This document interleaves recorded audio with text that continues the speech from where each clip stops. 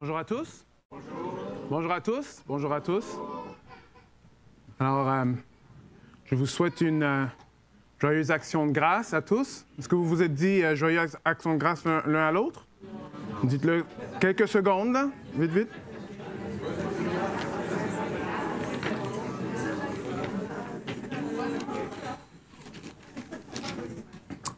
Alors, c'est une action de grâce, encore une fois. C'est une grâce d'être capable d'entendre la parole de Dieu encore une fois ce matin. Chaque fois qu'on lit la parole de Dieu, quand il nous parle, il faut vraiment être reconnaissant de savoir que Dieu parle encore aujourd'hui. Sa parole est vivante. Il sauve encore aujourd'hui. Il pardonne encore aujourd'hui. Amen. Amen. Prions ensemble. Tendre Père, on vient vers toi, Seigneur, et on est reconnaissant que tu nous as réveillés ce matin. On est reconnaissant, Seigneur, que tu prends soin de nous. Seigneur, on réalise que tu es en contrôle de tout. Et Seigneur, on met tout entre tes mains. Seigneur, ce matin, je te prie que tu puisses nous faire grâce encore ce matin, qu'on puisse goûter et voir comment que tu es bon à travers ta parole. Je te prie de parler à travers la parole, de convaincre les cœurs de justice, jugement et de péché, qu'on puisse arriver à la repentance et goûter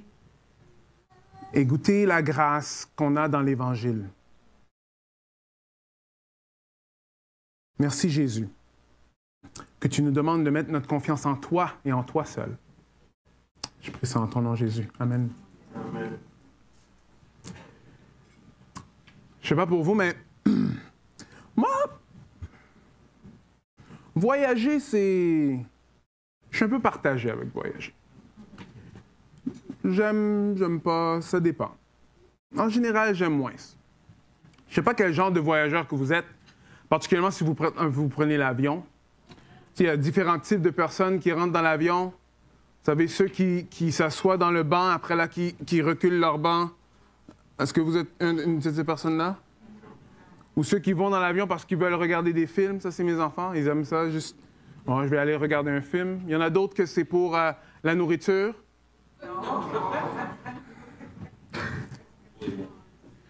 Mais que vous soyez un de ces genres de voyageurs-là, il y a souvent deux types de voyageurs dans tous les voyages d'avion. Il y a les nerveux et il y a ceux qui sont calmes.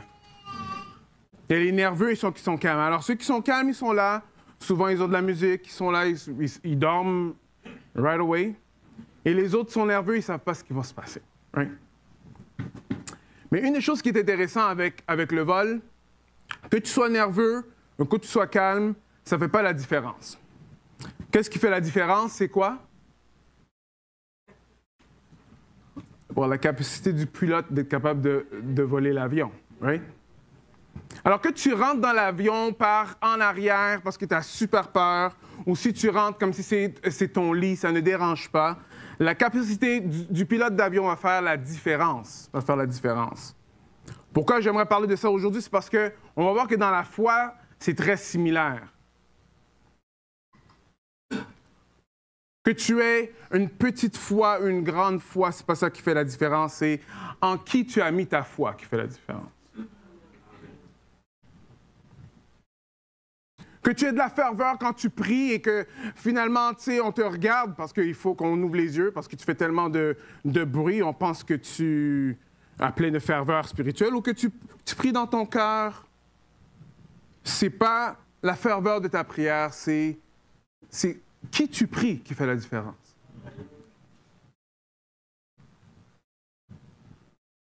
Que tu as une casquette qui a ta foi écrit dessus, des tatous partout. Ou que finalement, tu sais, toi, c'est comme... Une fois de temps en temps, tu vas dire que c'est pas ce que tu affiches qui fait la différence. C'est qui tu affiches qui fait la différence. Est-ce que vous me suivez? Parce que la puissance vient de Dieu, pas de notre foi. La puissance vient de Dieu, pas de notre foi. Aujourd'hui, on va voir que Jésus va guérir. Après là, il va reprendre les apôtres parce qu'ils n'ont pas pu guérir. On va voir ce qu'il a à dire dans ça. Je pense que c'est très important de passer avec moi aujourd'hui dans le texte. Prêtez attention. Pourquoi? Parce que ça, je pense que c'est une erreur que plusieurs font. Quand ça a à faire avec la foi chrétienne ou suivre Jésus. OK, allons-y. On va être dans Matthieu 17. On va aller de 14 à 21. Pour l'instant, après, on va continuer. Alors, lorsqu'ils furent arrivés près de la foule, un homme vint se jeter à genoux devant Jésus et dit, « Seigneur, aie pitié de mon fils qui est lunatique et qui souffre cruellement. Il tombe souvent dans le feu et souvent dans l'eau. Je l'ai amené à tes disciples et ils n'ont pas pu le guérir. » Alors Jésus dit, « Race incrédule et perverse, jusqu'à quand serai-je avec vous? Jusqu'à quand vous supporterai-je? Amenez-le-moi ici. » Jésus parla sévèrement au démon qui sortit de lui et l'enfant fut guéri à l'heure même. Alors les disciples s'approchèrent de Jésus et lui dirent en particulier ou en privé, bon, « Pourquoi n'avons-nous pas pu chasser ce démon? » Jésus répondit, « C'est à cause de votre incrédulité. Je vous le dis en vérité, si vous aviez de la foi comme un grain de sénévé, ou un grain de moutarde, vous direz à cette montagne, transporte-toi d'ici là, et elle se transporterait. Rien ne vous serait impossible.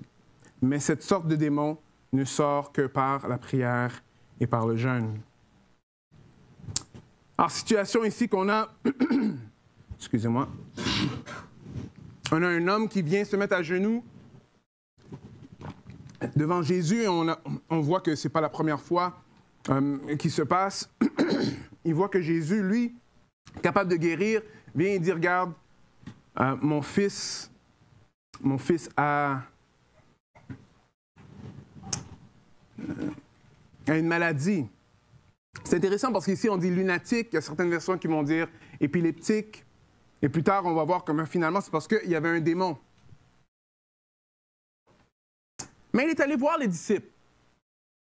Il est allé dire, est-ce que vous pouvez guérir mon fils? Et ils n'ont pas pu le faire. Et ils ne savaient pas pourquoi ils n'ont pas pu le faire.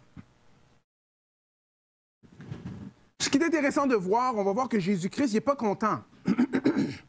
Et il les reprend très sévèrement.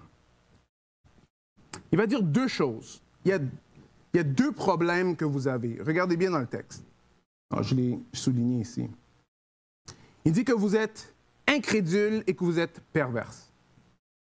Incrédule et perverse. Qu'est-ce que ça veut dire, ça? Alors, l'incrédulité, ça veut dire d'être sans foi, ou ça veut dire refuser de croire, ou un manque de confiance, être incroyant. Ésaïe 17:10 va le dire comme ceci, je pense que c'est un bon verset qui résume ceci. « Car tu as oublié le Dieu de ton salut, tu ne t'es pas souvenu du rocher de ton refuge. Aussi, tu as fait des plantations d'agréments. Tu as planté des ceps étrangers. » Alors ici, on voit que Ésaïe est en train de parler, en train de dire qu'ils ont oublié Dieu. Ils ont oublié Dieu et ils ne se sont pas appuyés sur le rocher que Dieu est. C'est ça, être incrédule. C'est intéressant parce qu'on passe à travers Matthieu et on voit que Matthieu a vraiment beaucoup de similarités avec l'Ancien Testament. L'histoire de la semaine passée, on voit que Jésus était sur une montagne. Et il est descendu de la montagne maintenant. Et il descend de la montagne et il n'est pas content parce qu'il voit plusieurs personnes qui sont incrédules, qui manquent de foi, qui ne croient pas, qui ne font pas confiance. Si on va dans l'Ancien Testament, on va voir une autre histoire qui est très similaire, où est-ce que Moïse descend de la montagne, et qu'est-ce qu'il voit? Il voit le peuple d'Israël, et le peuple d'Israël est incrédules, ils ne font pas confiance à Dieu. Qu'est-ce qu'ils ont décidé de faire? Ils ont dit, bon, regarde, Moïse, ça fait plus longtemps qu'il est parti. Aaron, est-ce que tu peux faire quelque chose pour nous?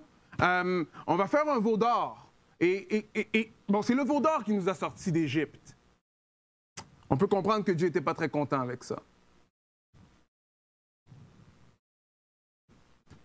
Alors, ce n'est pas ça que les disciples sont en train de faire, mais on voit qu'il y a un manque de foi. Ils sont incrédules. Ils ne font pas confiance à Dieu. Alors, de la même façon que le peuple d'Israël n'avait pas fait confiance que Moïse allait retourner, ils n'ont pas fait confiance à Dieu et ils ont fait un veau d'or. Ici, on voit que ici, les disciples ils manquent de foi. Ils manquent de foi. Et la deuxième chose qu'on va voir que il dit qu'ils sont pervers. Ils sont pervers. Alors, pervers veut dire comme faire dévier d'une norme acceptée ou rendre croche, corrompre, perverti. Acte 13, 10, il y a un bon exemple de ça. Alors, ça veut dire ceci dans Acte 13, 10.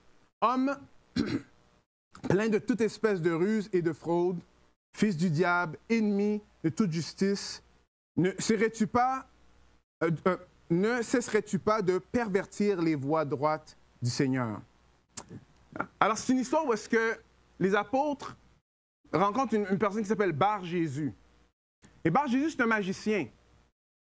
Alors, il voit ce que les apôtres sont en train de faire, mais lui, il continue à faire de la magie pour essayer de convaincre le plus de personnes pour le suivre, lui. Et c'est là que un des apôtres va répondre, « Homme plein de toute espèce de ruse. » Alors, les voies droites de Dieu, tu essaies de les détourner, tu essaies de les rendre croches. Tu essaies de les rendre croches. Alors ici, on voit que les disciples, eux, ils avaient deux problèmes. Ils étaient incrédules, c'est-à-dire qu'ils manquaient de foi et qu'ils rendraient croches les façons de Dieu. Mais en quoi ils étaient incrédules? Comment que ça fonctionne? Parce que moi, je me suis posé la question, mais on dit, OK, mais ils ont juste essayé de guérir, ils n'ont pas pu guérir. Comment que ça montre qu'ils sont incrédules? Comment que ça montre qu'eux, ils sont en train de rendre les voies de Dieu croches? Right? Avant que je vous donne la réponse à ça, j'aimerais qu'on relise le texte un peu sous différents œils. Parce que souvent, quand on va lire ce texte-là, plusieurs vont le lire avec une certaine perspective. Alors, j'aimerais mettre ces perspectives-là à la lumière pour voir exactement ce que Christ est en train de dire. OK? Êtes-vous avec moi? OK. Alors, il y en a quand on est en train de lire ici, après on voit, OK, les disciples n'ont pas pu chasser le démon. Alors, plusieurs qui viennent d'un arrière-plan où est-ce que on pourrait dire que la spiritualité est très forte et souvent, les façons spirituelles du pays sont même rentrées un peu dans le christianisme. Ils vont souvent avoir cette pensée-là dans la tête. Ah, ils n'ont pas pu faire ce miracle-là. Pourquoi? Parce qu'ils avaient un manque de puissance.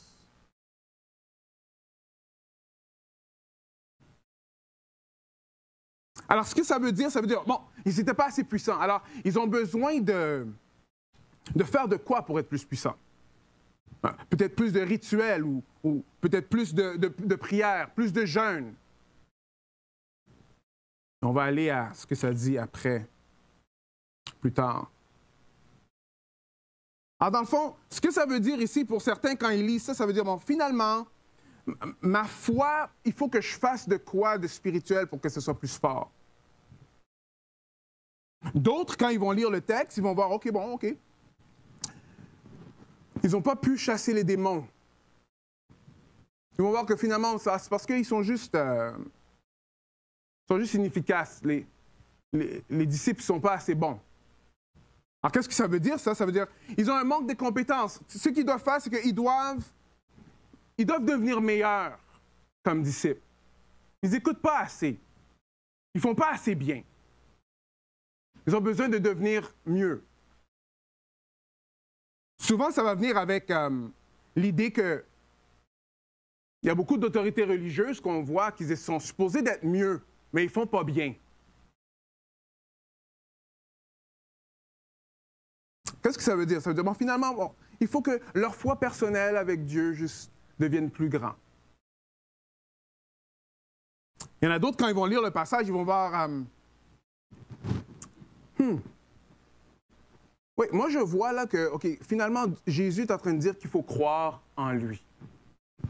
Celui-là est très fort parce que ça touche une génération complète. Il y en a qui vont voir cette histoire-là, ils vont juste comprendre que c'est l'importance de juste croire en quelque chose. Alors, dans le fond, c'est une métaphore ici qui est en train de dire que, OK, si tu as une bonne expérience de ta foi personnelle, alors là, tu vas tirer des bienfaits de ça. Et ici, ils n'étaient juste pas en train de faire confiance à Jésus. Alors, ce que moi j'ai besoin de faire dans ma vie, c'est d'avoir une bonne relation personnelle avec Dieu. Mais comme le musulman, lui, doit avoir une bonne relation avec Allah, et le Bouddha, lui, va avoir... Le bouddhiste va avoir une bonne relation avec d'autres choses, voulant dire que c'est une foi parmi tant d'autres. Depuis que ton expérience fait en sorte que tu as quelque chose de vrai, ça va te donner quelque chose de positif et tu vas être correct. Ça, c'est intéressant de voir ça parce que plusieurs vont voir que finalement, le christianisme, c'est juste une autre façon d'être spirituel. Et ici, là, c'est juste que les disciples, ils ont juste manqué leur façon d'être spirituel. Mais il y en a tellement d'autres façons d'être spirituel. Êtes-vous toujours avec moi? Il y en a d'autres que quand ils vont lire le passage, ceux qui vont voir, ils vont voir, ah, ici, ça dit que finalement, que si j'ai la foi, j'ai la garantie que Dieu va répondre à ma prière. Que ici, là, il faut juste que j'ai la foi. Si j'ai la foi, Dieu est obligé de répondre à ma prière. J'entends beaucoup de silence. C'est correct. Parce qu'on entend ça souvent. Que Dieu est obligé. Pourquoi? Parce que j'ai la foi. Est-ce que c'est vraiment ça que ça, c'est en train de dire? Alors, on voit ici, finalement, tu vois, Jésus est en train de les reprendre. C'est parce qu'ils ne l'ont pas fait confiance. Alors, dans le fond, s'il leur fait confiance, Dieu va leur donner ce qu'il veut. Le problème avec cette façon de voir les choses, souvent, c'est parce que notre foi est réduite à juste une transaction spirituelle, dans le fond. J'ai la foi, Dieu me donne. Mais avec toute l'ampleur que je peux vous dire, voir la foi de cette façon-là est extrêmement décourageant. Parce que quand Dieu ne répond pas à vos prières, qu'est-ce que ça veut dire? Dans votre esprit, ça veut dire que Dieu vous a abandonné. Ou bien, tu as besoin de plus de foi. Right? On va voir que Dieu, lui, il exauce les prières. Oui, toutes nos prières, d'après son plan. Dieu a un plan. Et d'autres, quand ils vont lire ça, ils vont voir, bon, ici on parle de Jésus. Oui, OK.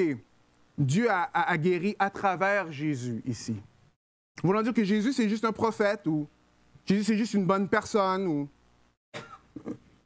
juste un bon gars. Mais vous voyez, le texte ne nous laisse pas aller dans toutes ces directions-là. Si vous faites attention, vous allez voir c'est qui guérit. Vous voyez ici? Jésus parle sévèrement aux démons. Jésus parle directement aux démons et le démon s'en va. Le texte nous fait voir que la puissance vient de quelqu'un. Et c'est très clair que cette puissance-là, ici, vient de Jésus. Alors, je ne sais pas si, dans ces lectures-là, vous vous êtes retrouvés. Vous allez dire, ah, mais des fois, je pense ça. Encore une fois, c'est pas la ferveur de notre foi, c'est pas l'intensité de notre foi, c'est l'objet de notre foi qui fait la différence. C'est le fait que Dieu est puissant qui fait en sorte qu'il y a n'importe quoi qu'on peut faire. Pas parce que nous, on peut le faire, c'est parce que Dieu est capable de le faire.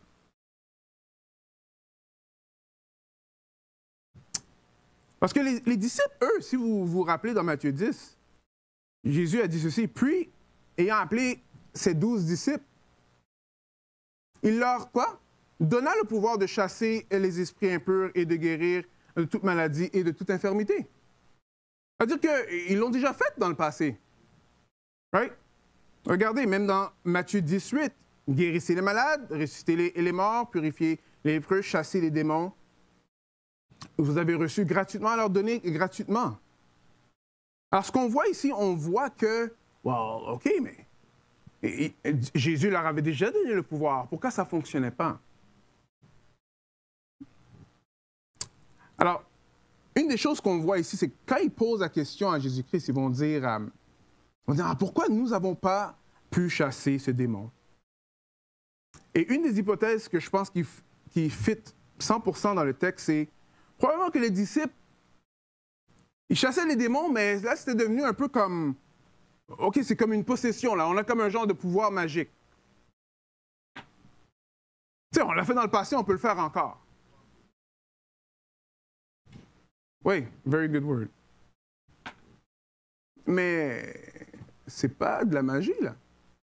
Et Jésus descend pour leur dire, vous n'avez pas rapport, là. C'est pas vous qui chassez les démons, c'est moi qui le fais. C'est pas vous qui guérissez, c'est moi qui le fais. C'est pas vous qui faites des miracles, c'est moi qui le fais. Est-ce que vous voyez?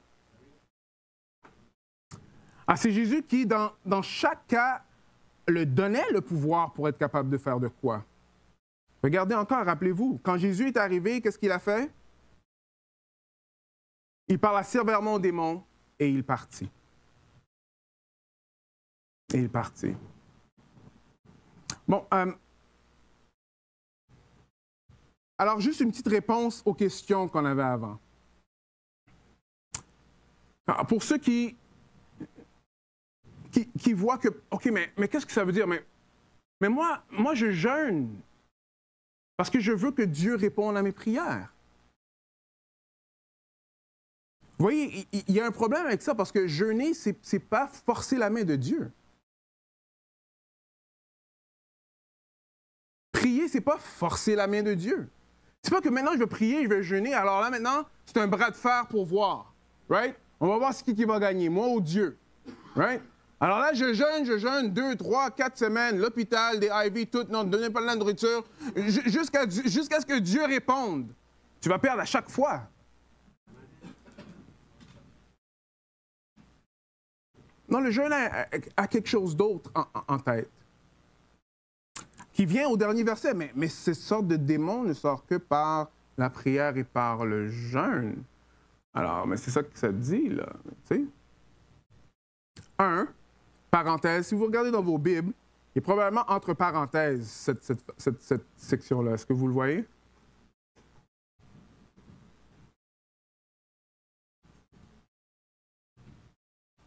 Est-ce que vous avez ça dans votre texte? Est-ce que vous voyez?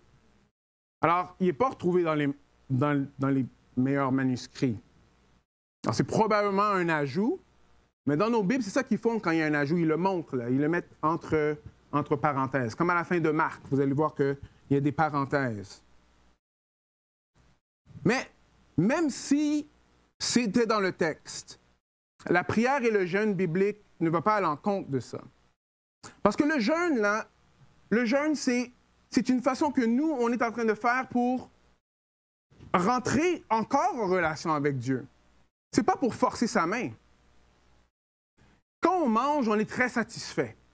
Notre ventre est rempli. Quand on jeûne, c'est qu'on veut être rempli de Dieu. C'est ça le jeûne. C'est d'être rempli de Dieu. Il y a plusieurs d'entre nous pensons que le jeûne, dans le fond, c'est un... Je m'excuse. Je vais boire. C'est une arme spirituelle pour faire que Dieu change sa façon de voir. Et c'est juste pas le cas. Alors ici, il faut vraiment faire attention, parce que Jésus-Christ donne la réponse. Il dit, je vous le dis, si vous aviez de la foi comme un grain de sénévé, vous direz à cette montagne, après là, cette montagne bougerait. Si on va avec notre logique à nous, Jésus a comme un peu échangé les choses. Il aurait dû dire, si vous avez la foi comme une montagne. Parce que plusieurs d'entre nous, non, c'est parce qu'il faut que j'aie la grandeur de la foi. Mais Jésus lui dit, c'est pas ça, il dit, si vous avez la foi, même comme une petite graine, vous pouvez bouger les montagnes. On voit ici, l'objet de la foi, c'est celui qui est capable de bouger la montagne. Jésus est en train de dire, moindrement que vous avez la confiance en moi, moi je peux faire n'importe quoi. La foi, c'est mettre notre confiance en celui qui est puissant. Êtes-vous avec moi, oui ou pas, non? Si je veux voir le soleil, là, OK? Je veux voir le soleil. Si ma fenêtre est petite comme ça, ou si ma fenêtre est grosse comme ça, est-ce que ça fait une différence? Je veux voir le soleil quand même. Ce n'est pas la grandeur de ta vitre qui va faire si tu vois le soleil. C'est parce que le soleil brille que tu vas le voir. Est-ce que vous voyez? Si on ne réalise pas ça, là, on rentre dans un cercle vicieux. On est toujours en quête de puissance. J'ai besoin de plus de puissance spirituelle. J'ai besoin de plus de puissance spirituelle. Puissance spirituelle. Puissance! Hey, écoutez, le pasteur, c'est quoi ça? Là, on évalue même mal la puissance. Parce que là, on est en train de dire, ah, cette personne-là est vraiment puissante. Il y a juste un qui est puissant. C'est Christ lui-même. On a besoin de mettre notre foi en Christ lui-même. Alors, eux, ils étaient capables de chasser les démons et tout. Wow, on est puissant maintenant. Rien ne fonctionne. Parce que vous n'êtes pas puissant. Celui qui est puissant, c'est Dieu. Êtes-vous avec moi? La véritable foi n'est pas une simple croyance privée. Et c'est toujours sous l'autorité de Christ. Alors ici, c'est très clair que Christ est en train de montrer aux disciples, vous avez besoin de mon autorité. Vous avez besoin de vous soumettre à moi. Pour ceux qui ont de la misère avec la soumission, des fois, c'est un peu difficile.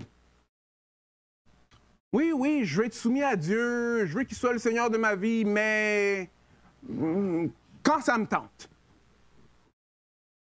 Non.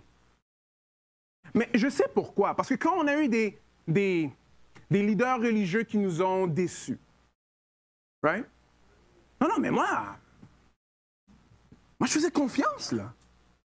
Je faisais tout, j'étais enfant de cœur, je faisais ci, je faisais ça, je faisais ci, je faisais ça. J'allais à l'église baptiste, je faisais tout et tout.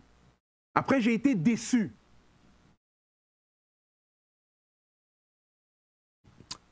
Parenthèse. Au début de mon ministère, je voulais découvrir des choses. Alors, il y avait des conférences qui se donnaient aux États-Unis. Alors là, bon, on est allé aux États-Unis.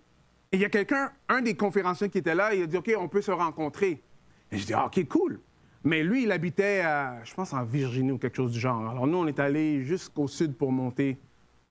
On passe Virginie parce que je n'ai pas reçu d'appel. Après, il m'appelle. Après, on dit, ah, OK, je regarde Joanne. Il dit, OK, on va retourner le voir. On retourne le voir. Finalement, il dit, ah non, je ne peux pas. Après là, moi, je me pose la question, mais attends, qu'est-ce que tu fais? Tu fais confiance à qui? À Dieu ou aux hommes? Est-ce que vous me suivez? Malheur à celui qui fait confiance à l'homme. Dieu utilise des hommes. Amen. Dieu utilise des hommes. Dieu utilise des hommes.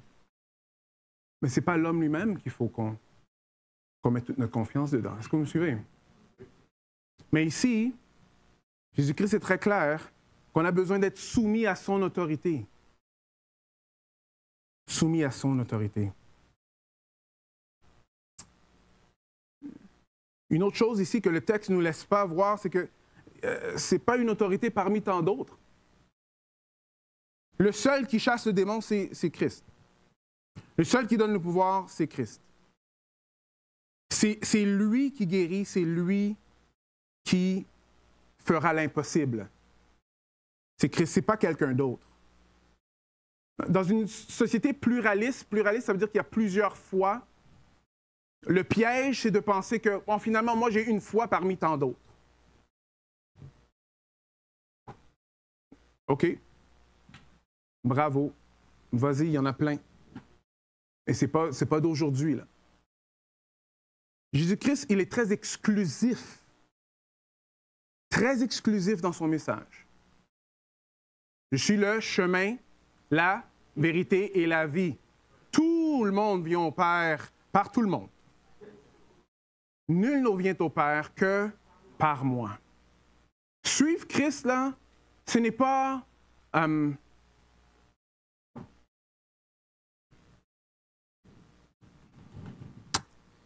Guys, comment que je pourrais vous le dire? Suivre Christ, c'est pas bon, OK. Même si le pape, il y a 2 semaines, c'est ça qu'il a dit, c'est pas vrai. OK?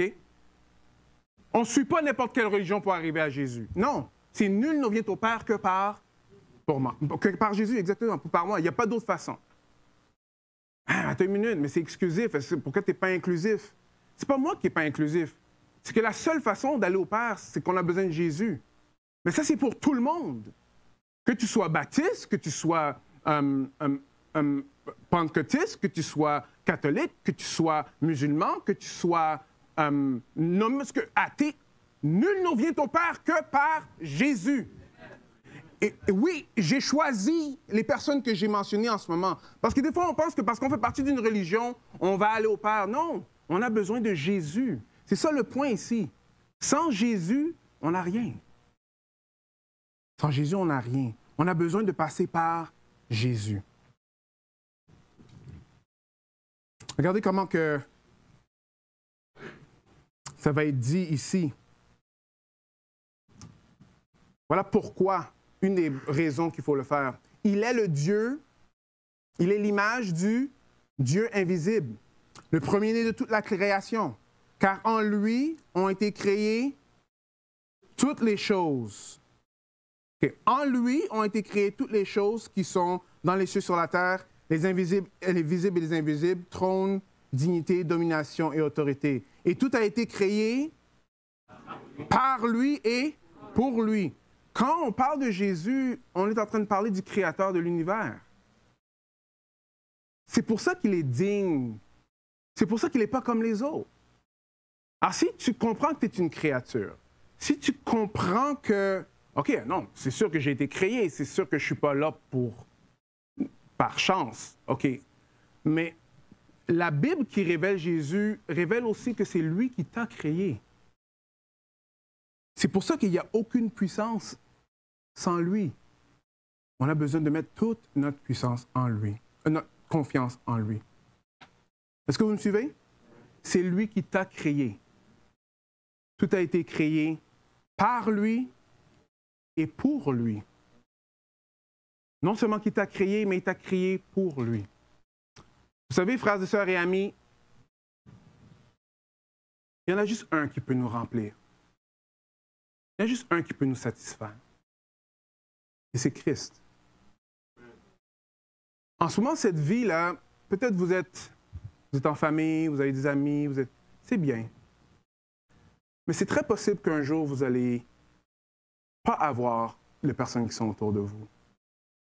Mais la parole dit qu'on a été créé pour lui. La promesse, c'est qu'on ne sera jamais tout seul quand on est avec Christ. Jamais tout seul. Si certains savent un peu ce qui passe dans notre famille, c'est un gros encouragement de savoir que Jésus est avec ses enfants. Il ne les lâche pas. Il ne les lâche pas.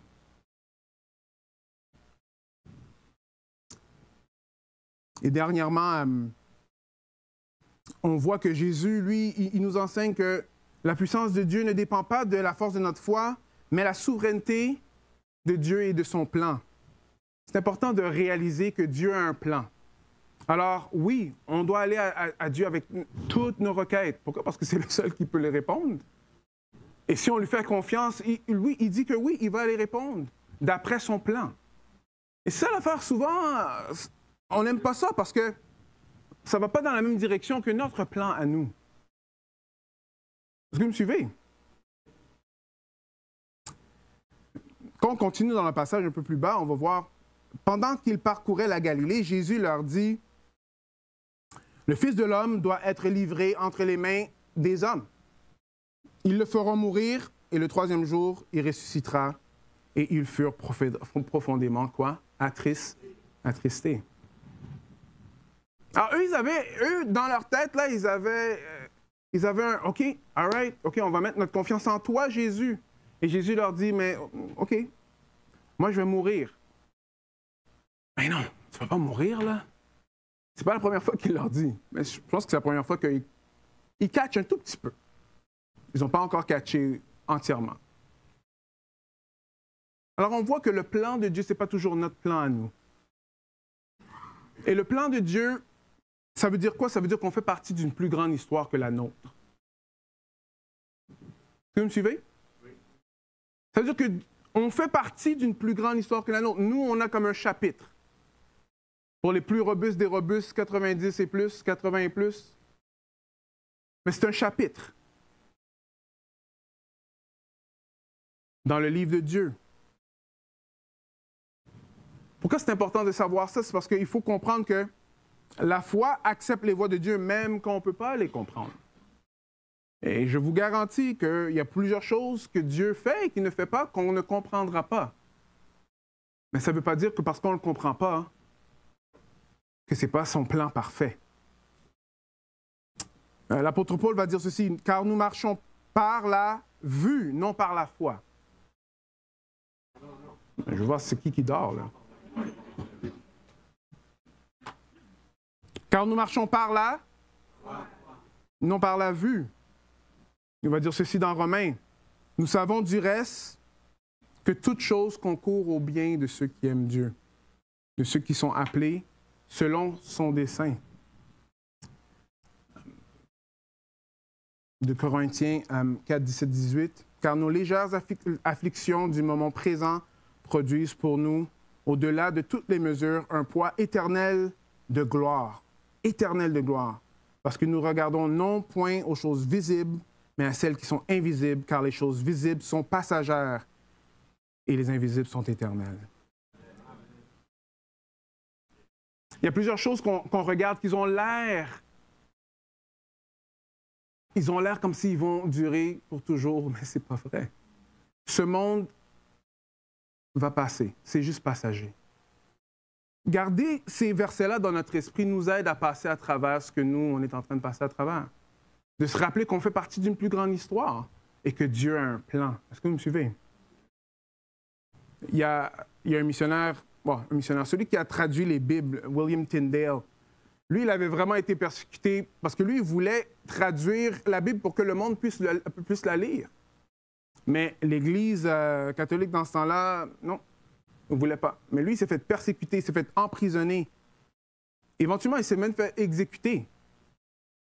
Vous savez, grâce à ce que Dieu lui avait mis à cœur, on peut lire la Bible aujourd'hui. Lui, il l'a fait en anglais, mais depuis lors, là, comme ça a vraiment fait beaucoup boule de neige.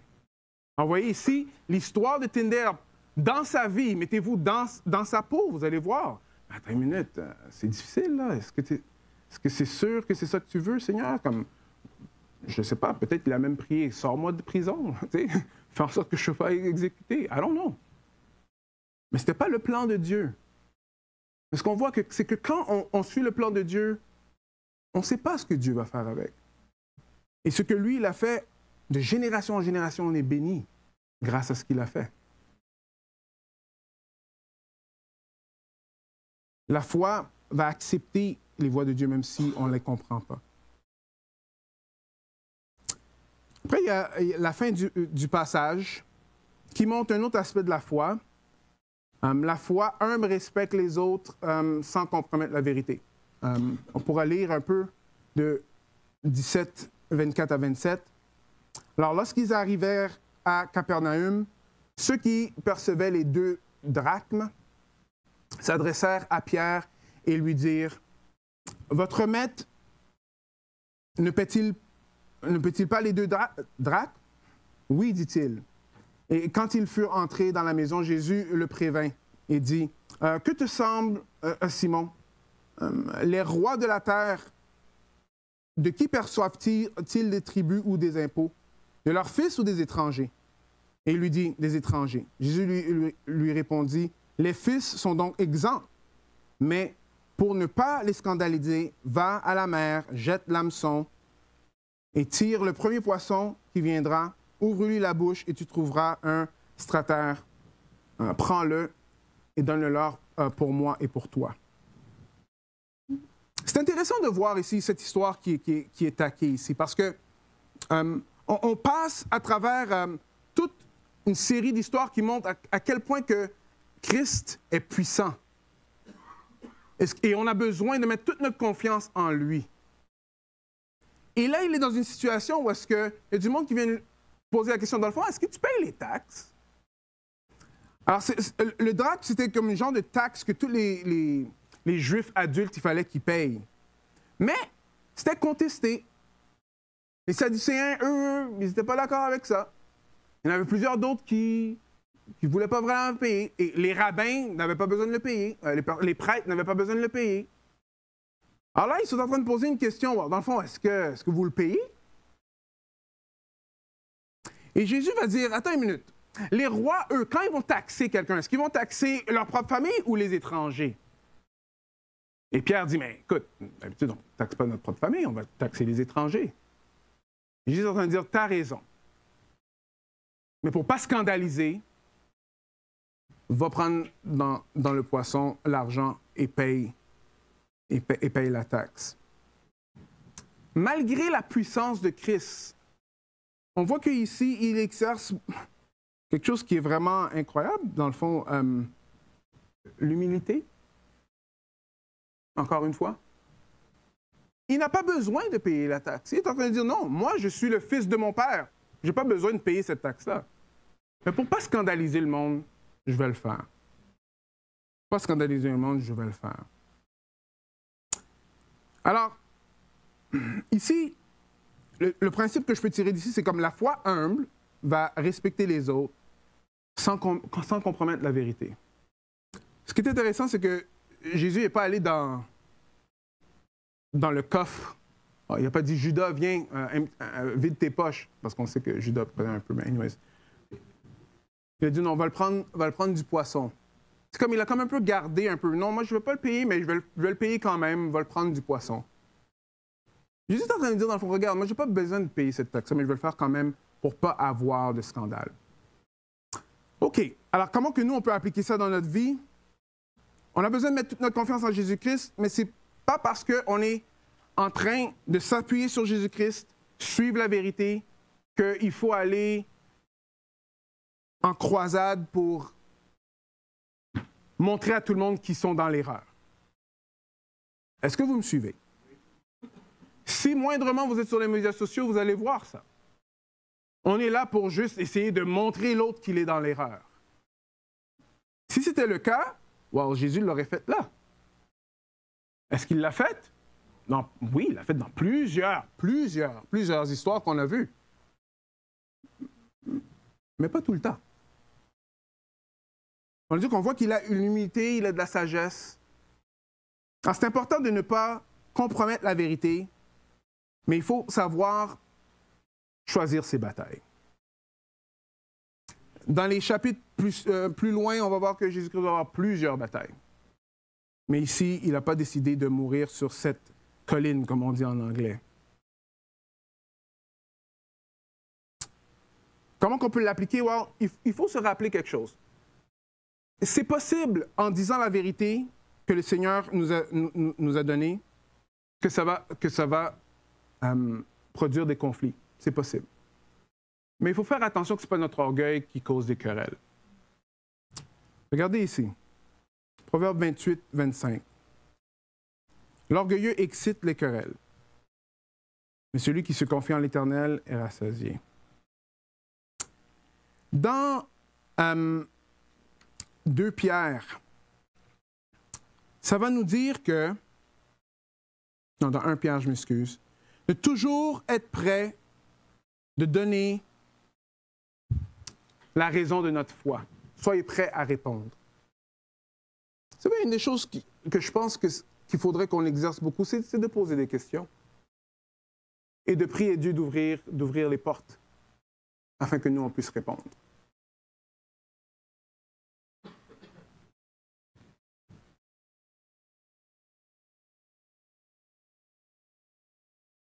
Petit résumé. Alors, la puissance vient de Dieu, pas de notre foi. Right? Deuxième chose, on voit que la foi accepte les voies de Dieu même si on ne peut pas la comprendre. Et finalement, la foi, va respecter les autres sans compromettre la vérité. Si ce matin, tu te rappelles d'une chose, j'aimerais que tu te rappelles de ceci. Dieu sait que tu n'es pas capable. C'est pour ça qu'il a envoyé Jésus. Dieu sait que la vie chrétienne, comme c'est écrit dans la parole de Dieu, est impossible à faire si son esprit n'est pas en toi en train de le faire. Est-ce que vous me suivez? Dieu est au courant. Il nous a créés. Il te connaît mieux que tu te connais toi-même. Il me connaît mieux que je me connais moi-même. Si ce n'est pas pour son esprit, il n'y a pas de vie chrétienne. Ça n'existe pas. Fais pas l'erreur de penser que genre, OK, mais ça, c'est juste ta façon de faire. C'est des chrétiens. Moi, je suis né en Haïti ou moi, je suis né au Québec. Mes parents sont allés à l'église baptiste. Alors ça, c'est OK. Alors moi, je suis juste chrétien. Non. C'est pas ça qui est écrit. Jésus ne se présente pas comme ça. Il se présente comme le créateur de l'univers, celui qui t'a créé. Et te dit de mettre sa confiance en lui et en lui seul. Il y avait un petit enfant qui voulait traverser un pont. Mais il a fait l'erreur de regarder. Est-ce que vous avez déjà regardé des fois les ponts? En tout cas, moi et ma famille, on est allés. Ça n'arrive pas souvent. OK? Juste, à moins qu'il y en a qui vont me dire, ah, voilà, petit cadeau pour que tu ailles en randonnée. Non, ça se passe pas. Mais on était en randonnée et il y avait un pont. Et moi, j'ai regardé en bas. J'ai dit, wow. Il y avait un peu de vent. J'ai dit, wow. J'ai dit, ah, Seigneur. Pour mon épouse, pour la famille, il fallait traverser le pont. Alors là, ce petit enfant-là, lui, il est là. Et il dit, il faut que je traverse le pont. Il dit, oh, man, mais moi, non. Alors son frère dit, non, mais regarde, c'est bien fait. T'sais. Après, il commence à secouer le pont. Parce que je ne sais pas ce qui se passait dans sa tête. Moi, ça me rassure pas beaucoup. T'sais. Après, son cousin lui a dit, mais non, tu sais, les ingénieurs, ce qu'ils font, là, c'est qu'ils font des bons ponts. Regarde comment c'est bien attaché. Non, non. Alors son père, lui, il a dit, prends ma main. On va passer de l'autre côté. Alors, vous voyez, ce qui est intéressant, c'est que l'enfant, tant qu'il tenait la main de son père, il était correct pour passer de l'autre côté. Est-ce que vous me suivez? C'était pas parce que il était brave ou il avait la plus grosse foi que le pont n'allait pas le laisser tomber. Non, c'est parce que la puissance de son père qui est en train de lui tenir la main, c'est ça qui le faisait passer le pont. Je ne sais pas où est-ce que vous en êtes, mais la foi, là, c'est comme ça. Dieu, lui, dit, je sais que tu n'es pas capable. Et il nous tend la main. Tant et si longtemps que nous, on s'attache à lui, on peut passer à travers n'importe quoi. Même si on a peur, même si on n'est pas toujours convaincu, même si ça fait mal. Tant et si longtemps qu'on tient la main du Père, on peut passer de l'autre côté. C'est ça que Jésus est en train de dire aux disciples. Vous ne pouvez pas le faire vous-même.